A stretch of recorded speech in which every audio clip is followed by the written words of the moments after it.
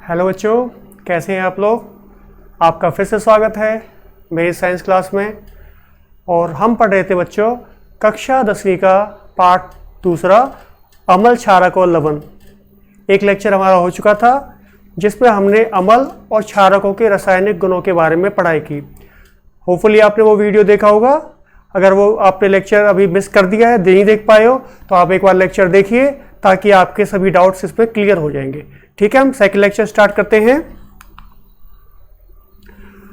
इस लेक्चर में पढ़ेंगे बच्चों पहले अम्लों व क्षारकों के जलीय विलयन, कि जब अम्ल और क्षारकों को पानी में घोल दिया जाता है, विलयन बना दिया जाता है, तो क्या होता है। देखिए HCl है, HCl हाइड्रोक्लोरिक अम्ल, पानी में घोल दिया, H3O पॉजिटिव आयन बने। H3O पॉजिटिव आयन को कहा जाता है बच्चों हाइड्रोनियम आयन, और Cl नेगेटिव आयन पैदा हुए। अब ये हाइड्रोनियम आयन कैसे बने, देखिए HCl ये पैदा करता है H positive plus Cl negative ion, और जो H पॉजिटिव आयन है, ये H पॉजिटिव आयन क्या करते हैं, जो HCl से निकले, ये H पॉजिटिव आयन पानी के साथ मिलते हैं और हाइड्रोनियम आयन बनाते हैं। H3 जो आयन है बच्चों, इन्हें कहते हैं हाइड्रोनियम आयन।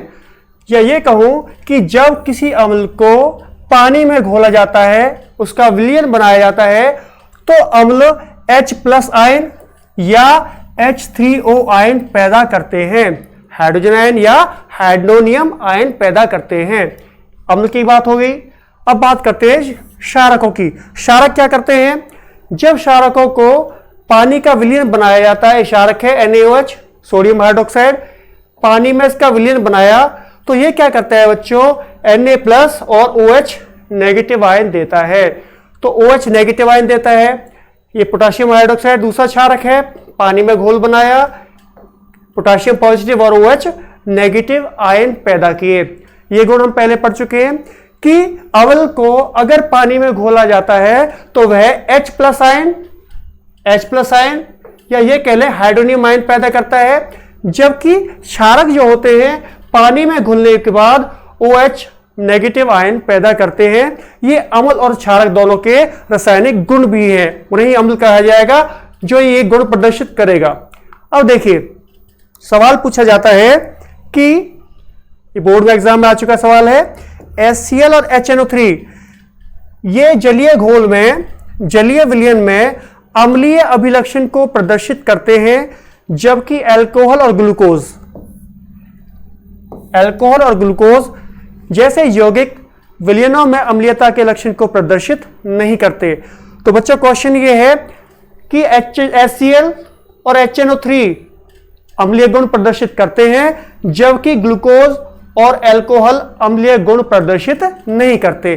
कारण क्या है इसका, देखिए HCl है, अभी हमने देखा HCl पानी में घोला और घोलने के बाद क्या किया, H प्लस आयन बनाए और Cl नेगेटिव आयन बनाए। HNO3 है, इसका भी देखते हैं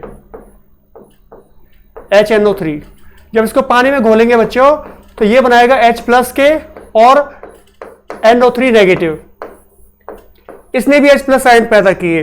तो ये HCl और HNO3 दोनों H प्लस आयन पैदा कर रहे हैं, जबकि अल्कोहल और ग्लूकोज के केस में ऐसा नहीं होता है। देखिए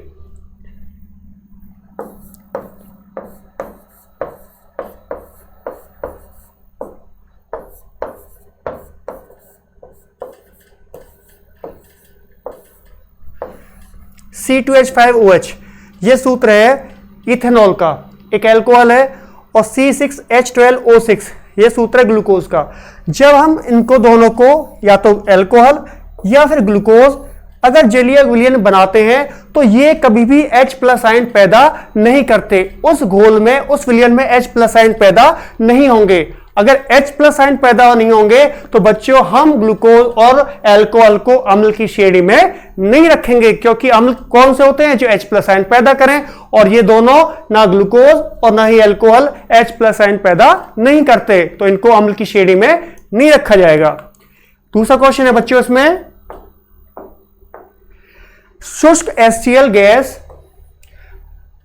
शुष्क लिटमस पत्र के रंग को क्यों नहीं बदलती है? लिटमस पत्र के बारे में हमने जाना कि अम्ल क्या होते हैं, जो नीला लिटमस पेपर अगर लें उसको कैसा कर देते हैं, लाल कर देते हैं। ठीक है जी, ये गुण है अम्ल का, नीले लिटमस पेपर को लाल कर देते हैं। शुष्क HCl, शुष्क HCl का मतलब है शुष्क HCl गैस की वह विलयन के रूप में नहीं है, गैस के रूप में है। अगर शुष्क HCl के ऊपर हम लिटमस का पत्र नीला लेके जाते हैं तो वो लाल रंग में परिवर्तित नहीं होता है, क्योंकि जो HCl गैस है वो अम्ल की तरह कार्य नहीं करती है। क्यों नहीं करती है? कोई भी गैसीय अवस्था में H+ आयन पैदा नहीं करती है। जब HCl को पानी में घोल दिया जाएगा, उसका विलयन बना दिया जाएगा, केवल तभी वह अम्ल की तरह कार्य करेगा, अदरवाइज अम्ल की तरह कार्य नहीं करेगा। तो इसका उत्तर होगा बच्चों, शुष्क HCl गैस H+ आयन पैदा नहीं करती या अम्लीय गुणों को प्रदर्शित नहीं करती। इसी के कारण शुष्क HCl गैस लिटमस पत्र के रंग को परिवर्तित नहीं करती है। ठीक है, समझ में आया? अब पढ़ते हैं हम अम्लीय व क्षारक विलयनों का विद्युत चालन। देखिए बच्चों, विद्युत के चालन के लिए ये कोई भी विलयन है, ये पहली रिक्वायरमेंट है, जरूरत है कि वह आयन पैदा करे। अगर कोई विलयन आयन पैदा कर रहा है तो विद्युत का चालन होगा बच्चों। अगर आयन पैदा नहीं करेगा तो वह विलयन कभी भी विद्युत का चालन नहीं करता है। तो हम देख चुके हैं यहां पे कि अगर अम्ल की बात की थी हमने, मान लो HCl अम्ल था, उसने क्या किया, H+ और Cl नेगेटिव आयन पैदा किए। ठीक है जी। क्षारक देखिए, NaOH क्षारक था, इसने क्या किया, Na+ और OH नेगेटिव आयन पैदा किए। तो अम्ल और क्षारक दोनों ही आयन पैदा करते हैं, इसलिए अम्ल व क्षारक दोनों के विलयन ही विद्युत का चालन करेंगे। ये एक सेटअप दिया हुआ बच्चों, एक तार है, बैटरी जोड़ दी, यहां पे एक बल्ब है, स्विच। अब ये एक सेटअप दिया हुआ है, एक बीकर में। सपोज करो बीकर खाली है, बीकर में अभी कुछ भी नहीं है, बीकर खाली होगा तो क्या इस परिपथ में बल्ब जल पाएगा?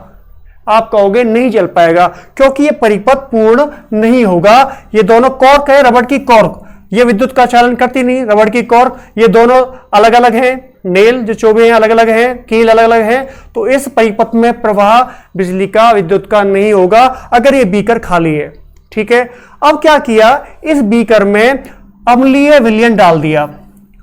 अम्लीय विलयन डालेंगे तो क्या होगा, आपको पता है कि जो अम्ल होते हैं वो आयन पैदा करते हैं।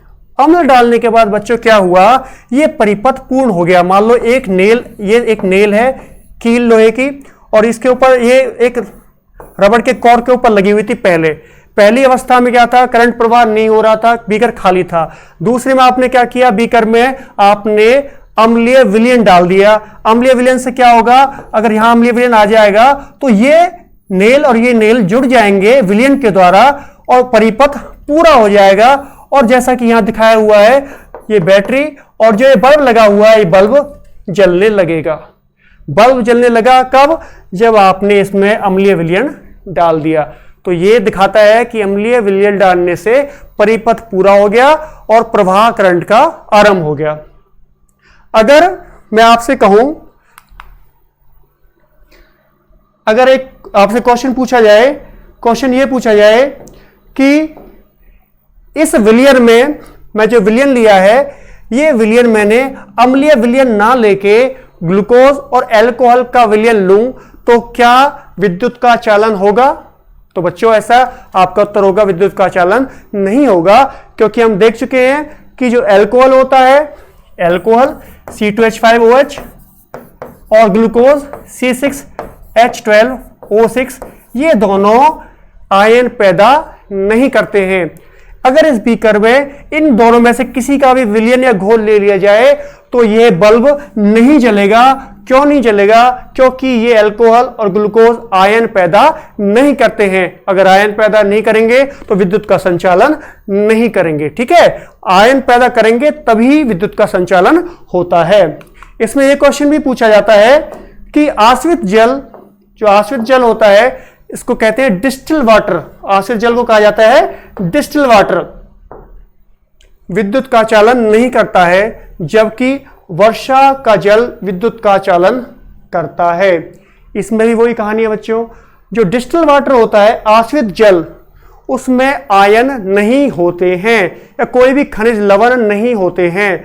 अगर आश्रित जल में आयन पैदा नहीं करेगा, कोई फ्री आयन नहीं होंगे, प्लस के आयन या माइनस के आयन, तो वह विद्युत का चालन नहीं करेगा। जबकि जो बारिश का पानी होता है, बारिश के पानी में बहुत सारी गैसें जुड़ी हुई होती हैं, मिली हुई होती हैं, और पर्यावरण में काफी खनिज पदार्थ होते हैं जो बारिश के साथ, बारिश के पानी के साथ मिले होते हैं और वो आयन पैदा करते हैं, जिसके कारण वर्षा का जो जल होता है वो विद्युत का संचालन करता है, और आश्रित जल डिस्टिल वाटर कभी भी विद्युत का चालन नहीं करता है। ठीक है, क्लियर हो गया आपको। अब है अम्लों व क्षारकों का तनुकरण करना। पहले समझेंगे कि तनुकरण का मतलब क्या होता है, क्या कहते हैं तनुकरण से। देखिए,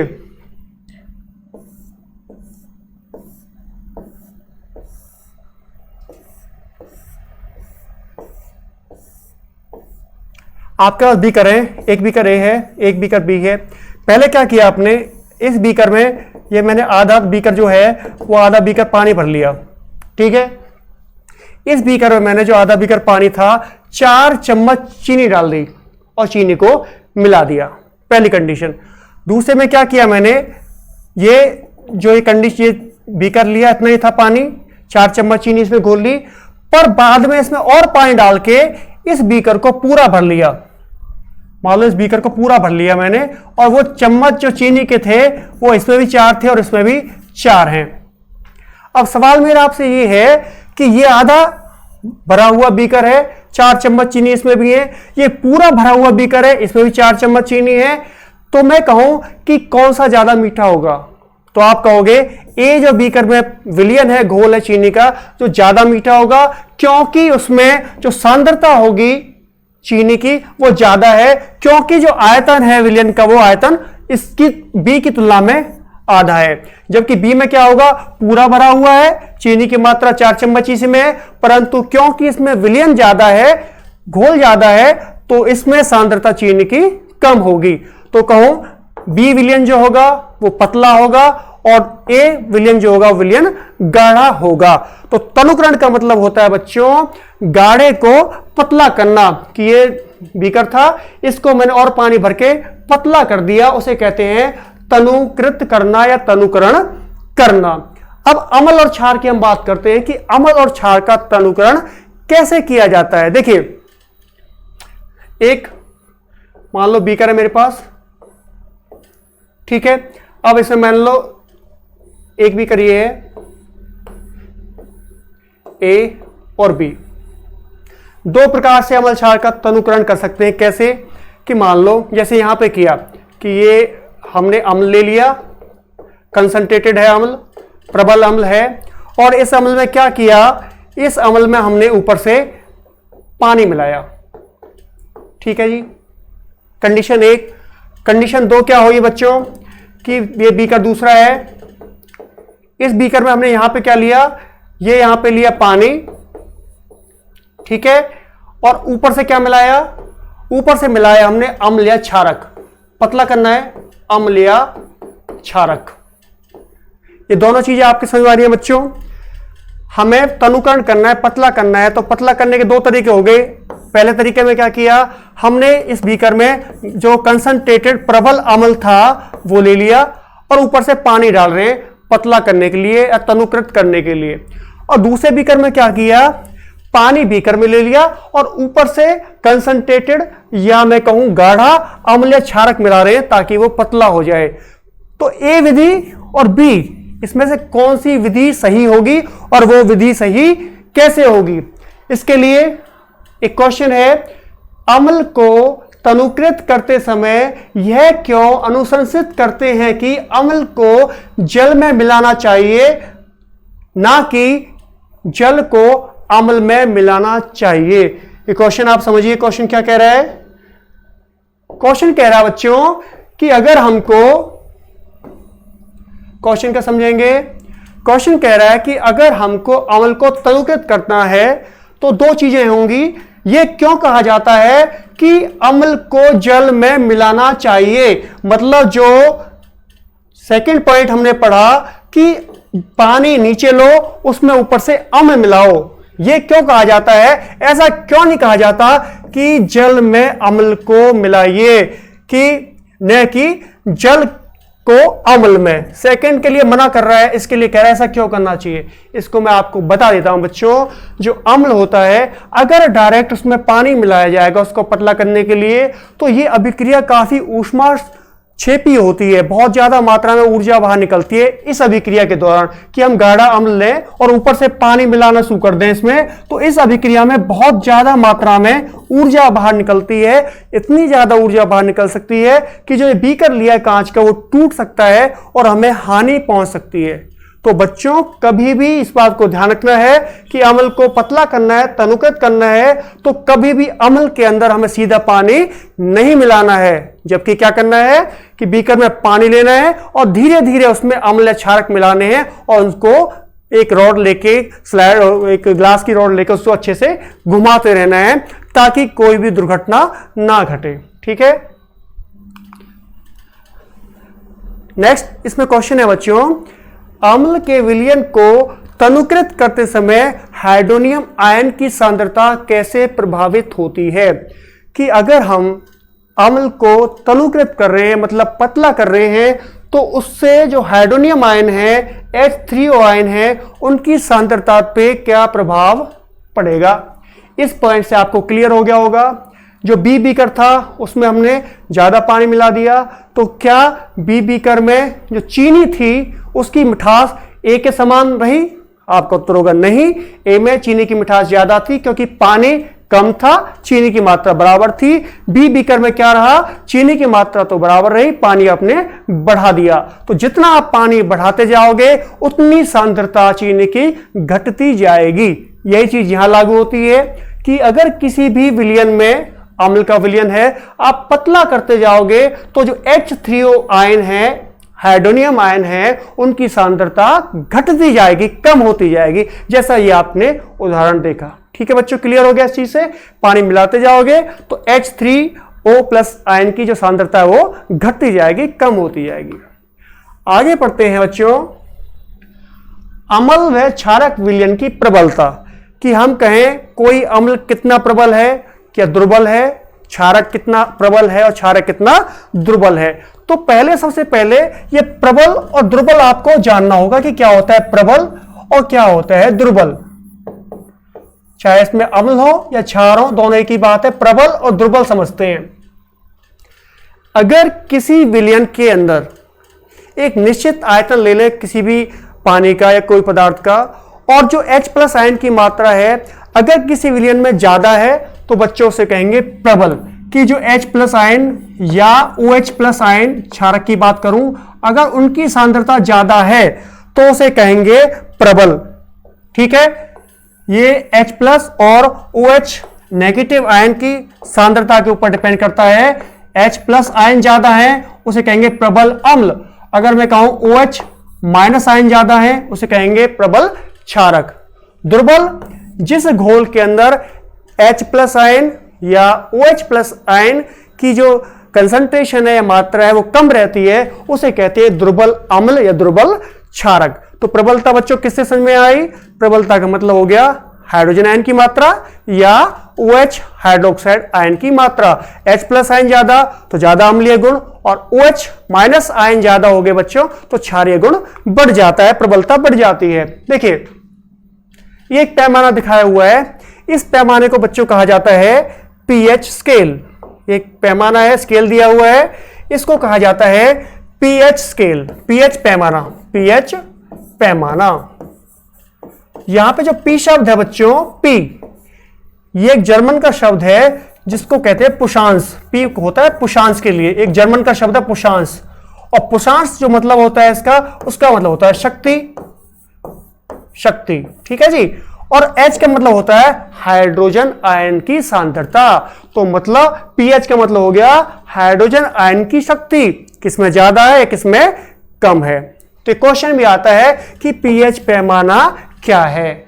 उसका उत्तर होगा बच्चों कि पीएच पैमाना वह पैमाना है जिससे किसी विलयन की अम्लीयता या क्षारकता का पता चलता है, जिससे हमें यह पता चले कि विलयन अम्लीय है या विलयन क्षारीय है, कम अम्लीय है, ज्यादा अम्लीय है, या कम क्षारीय है या ज्यादा क्षारीय है, उसे कहते हैं हम पीएच पैमाना। अब इसमें देखिए बच्चों ध्यान से, हम यहां पे अगर पीएच का मान बीच में लाइन खींचे 7 0 से लेके और 14 तक एक पैमाना में यहां पे लिखा हुआ है, 7 में लिखा हुआ है उदासीन। कोई भी विलयन जिसमें पीएच का मान 7 होता है उसे कहते हैं उदासीन, अर्थात ना तो अम्ल होता है ना वो क्षार होता है। उदाहरण के लिए पानी, जो पानी हम पीते हैं बच्चों उसका पीएच का मान होता है 7, मतलब वो उदासीन होता है। अगर 7 से कम की बात करूं तो देखिए यहां पे आप हाइड्रोजन आयन यहां पे देखते जाइए, जो हाइड्रोजन आयन की मात्रा है जैसे ही 7 से मैं नीचे आ रहा हूं हाइड्रोजन आयन की मात्रा क्या है, बढ़ती जा रही है। अगर हाइड्रोजन आयन की मात्रा बढ़ी तो बिल्कुल आपके दिमाग में आ जाना चाहिए अम्लीय गुण भी बढ़ता जाएगा। जितनी H+ की मात्रा ज्यादा होगी उतना ज्यादा अम्लीय गुण भी बढ़ेगा। तो 7 से जब नीचे की ओर आएंगे 6 5 4 3 2 1, तो पीएच का मान जैसे जैसे घटता जाता है बच्चों वैसे ही अम्लीय गुण भी बढ़ते जाते हैं। ठीक है, अब बात करते हैं क्षार की। क्षार होता है OH की सांद्रता, OH नीचे लिखा हुआ है। अब देखिए ये बिल्कुल उसका थोड़ा सा उलट है। कैसे? जैसे जैसे मैं यहां पे बढ़ रहा हूं, इस साइड बढ़ रहा हूं, OH जो आयन है उनकी सांद्रता बढ़ती जा रही है। 7 से जैसे इधर बढ़ा, इस साइड बढ़ा, OH- आयन की सांद्रता बढ़ती जा रही है। OH आयन की सांद्रता बढ़ती जाएगी बच्चों, इसका सीधा सा मतलब होगा कि क्षारीय गुण बढ़ते जाते हैं। तो 7 से जैसे 8 9 10 11 12 13 14 तक पहुंचेंगे तो क्षारीय गुण बढ़ते ही जाएंगे। अगर 7 से नीचे जाएंगे तो अम्लीय गुण बढ़ते जाते हैं बच्चों। ये एक और स्केल दिया है, इसमें आपके बिल्कुल समझ में आ जाएगा। 0 से लेकर 14 तक रीडिंग है। इसमें क्या किया है, हाइड्रोजन आयन की जो सांद्रता है उसको कलर से दिखाया गया है। ठीक है, इसे कहते हैं सार्वभौमिक सूचक, सार्वत्रिक सूचक भी नाम दिया जाता है या कहा जाता है सार्वभौमिक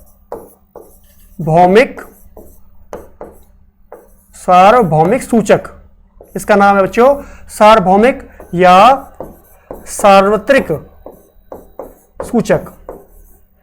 इसमें क्या है, इसमें हाइड्रोजन आयन की सांद्रता को कलर से प्रदर्शित किया गया है। अब देखिए यहां तक हमने देखा 7 थी, शुद्ध जल है, उसका पीएच का मान क्या है, 7 है, उदासीन है। जैसे जैसे आप देखोगे जैसे जैसे 7 से घटता जा रहा है, रेडिशनेस बढ़ती जाती है, लालपन बढ़ता जा रहा है, तो इसका मतलब हो गया अम्लीय गुण बढ़ते जा रहे हैं। 6 कम अम्लीय, 5 उससे कम अम्लीय, 4 उससे कम, 3 उससे कम, 2 उससे कम और 1 सबसे ज्यादा अम्लीय गुण को प्रदर्शित करता है।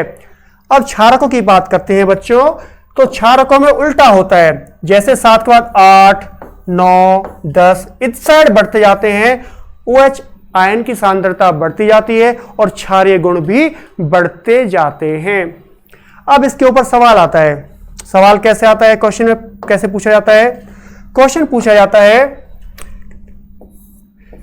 आपको बी कर दिए हैं, ए बी सी डी और ई। सवाल देखिए, ये इसमें अलग अलग विलयन है। ए जो है उसमें विलयन का मान है 7, पीएच का मान। बी विलयन जो है घोल भरा हुआ बी, उसमें पीएच का मान है 2। सी जो विलयन है घोल है, इसमें पीएच का मान है मान लो 5। डी विलयन है उसमें पीएच का मान है 9 और ई विलयन में पीएच का मान 11 है। 5 बीकर हैं, 5 बीकर में अलग अलग घोल भरे हुए हैं, विलयन भरे हुए हैं और पीएच का मान दिखाया गया है। ठीक है, सवाल पूछा जाता है, बताइए इनमें से किस बीकर में उदासीन घोल है? मतलब कौन सा बीकर है जिसमें उदासीन घोल भरा हुआ है। तो आपको पता है उदासीन घोल वो होता है जिसमें पीएच का मान 7 होता है, और पीएच का मान 7 ए वाले बिलियन में है, इस बीकर में है। तो ये ए जो बीकर है उसमें जो घोल भरा हुआ है वो कैसा होगा, उदासीन होगा। अब पूछा गया आपको, बताइए कौन से बीकर में अम्लीय गुण सबसे ज्यादा हैं। अब आप देखोगे 7 से कम अम्ल होते हैं, 7 से कम हमारे पास 2 है, 2 और 5। इसमें 2 और 5 में से बच्चों कौन सा ज्यादा अम्लीय होगा। तो आप यहां देखिए जैसे 7 से इधर जा रहे हैं अम्लीय गुण बढ़ते जा रहे हैं। तो 5 पहले आ गया कम अम्लीय, 2 ज्यादा अम्लीय। तो ज्यादा अम्लीय कौन सा है, बी। तो 5 और 2 में से बच्चों 2 ज्यादा अम्लीय होगा, ज्यादा खट्टा होगा बजाय 5 के। 5 भी अम्लीय है पर उसकी अम्लता प्रबलता कम होगी। पूछा जाए कि इन चारों में से, पांचों बीकरों में से कौन सा बीकर ऐसा है जो प्रबल क्षार होगा। तो देखिए 9 और 11 है, 7 से दोनों का मान ज्यादा है। 9 जो है और 11 दोनों ही क्षार है, पर प्रबल क्षार कौन सा होगा, जो 7 से जितना दूर होगा वो ज्यादा स्ट्रॉन्ग क्षार होगा या प्रबल क्षार होगा। तो उत्तर होगा आपका 11 पीएच का मान जिसका होगा वो प्रबल क्षार होगा, और जबकि 9 दुर्बल क्षार होगा। 2 प्रबल अम्ल होगा, 5 दुर्बल अम्ल होगा, और 7 जिसका पीएच का मान होगा वह उदासीन होगा, ना अम्ल होगा ना क्षार होगा। इसमें दिया हुआ जठर रस जो हमारी आते हैं उसमें अमाशय होता है, उसमें रस पाया जाता है, उसके पीएच का मान 1.2। नींबू का रस होता है वो भी अम्लीय होता है, पीएच का मान 2.2।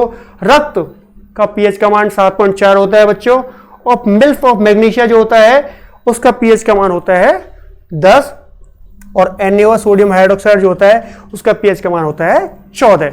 तो आपको समझ में आ गया होगा कि अम्ल या क्षारकों में पीएच का क्या रोल होता है। अभी पढ़ेंगे बच्चों दैनिक जीवन में पीएच का महत्व, कि भाई दैनिक जीवन जो हमारा है उसमें पीएच का हमारा क्या रोल है। सबसे पहला है कि जो हमारा शरीर होता है बच्चों, वो शरीर हजारों क्रियाओं उसमें होती रहती है, क्रियाओं से पूर्ण होता है, चाहे पाचन हो, श्वसन हो, हजारों रासायनिक क्रियाएं होती हैं।